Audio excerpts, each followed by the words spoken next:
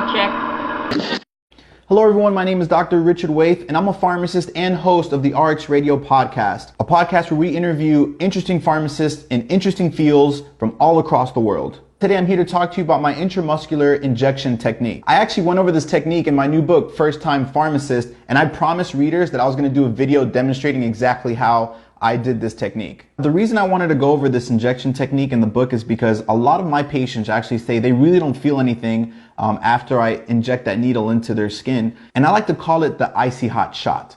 And the reason why I like to call it the icy hot shot is because my technique was actually inspired by the concept of how icy hot works. See, the active ingredients in icy hot work to just kind of burn the skin slightly, which just serves as actually a distraction to pain. So by burning, when you put icy hot on your skin, it kind of burns it where it feels like a cooling, heating effect, but it burns it just enough to distract your brain away from where the actual pain is happening. So applying this theory to my intramuscular injection technique, I kind of take my hands and form like a C here to distract away from the point of insertion of the needle. But the only time they really feel anything with this technique is when the solution is going into the muscle. And we're going to do a live demonstration in a second, but just want to quickly go over it. In the middle of this C, I got my handy dandy syringe here.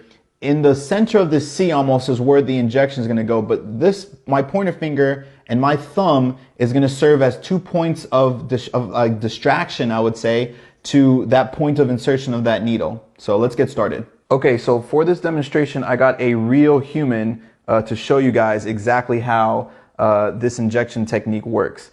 Now you're going to see a syringe in here, but this is a liquid syringe usually used for oral antibiotics. Okay, this is not a real injection or with a needle or anything. So no humans are going to be harmed in the making of this video.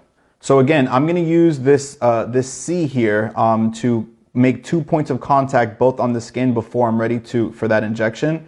And sometimes it's good if you have nails, but if you're just putting pressure there, that's fine. Obviously, don't put too much pressure where you're gonna cut into their skin or anything, but you want to apply a firm set of pressure, and then make sure to leave enough room for that injection, to go in, so you're not missing or hitting your own hand or something like that. So get a wide enough C, and it's gonna serve as a really, really good distraction to the point of insertion. After you have your C in place and you're applying enough pressure, you're going to hold your syringe kind of like a professional dart player would. You can Google that if you want to see exactly how they hold it, but it looks something like this.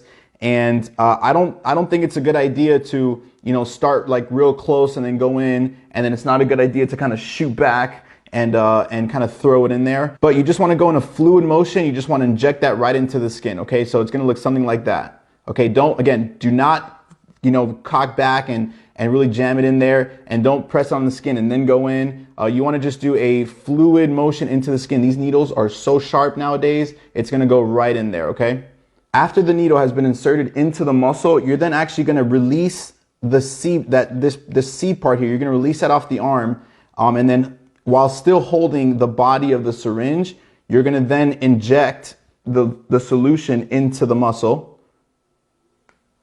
All right, and then after that is injected all the way in there, we're going to do the same. We're going to apply that same C. We're going to apply that same C hopefully in the same position. Doesn't really matter, but just apply that pressure as that distraction as you remove the needle out of that muscle. So this is just my personal technique. I mean, some people like to inject like this. Some people maybe do it like a different of an angle, but again, it's just important to me, I think, to make those points of distraction from that point of insertion of that needle. But figure out just kind of what works for you.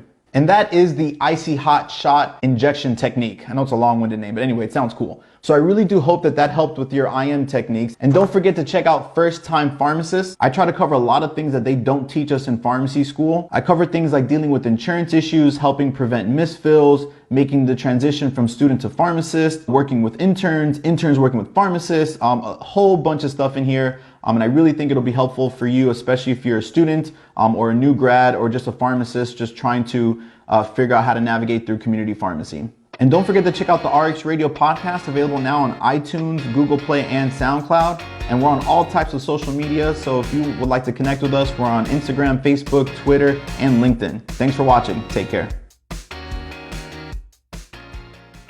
So after you're applying that pressure on the arm there, you're going to hold a dart almost, you can hold the dart.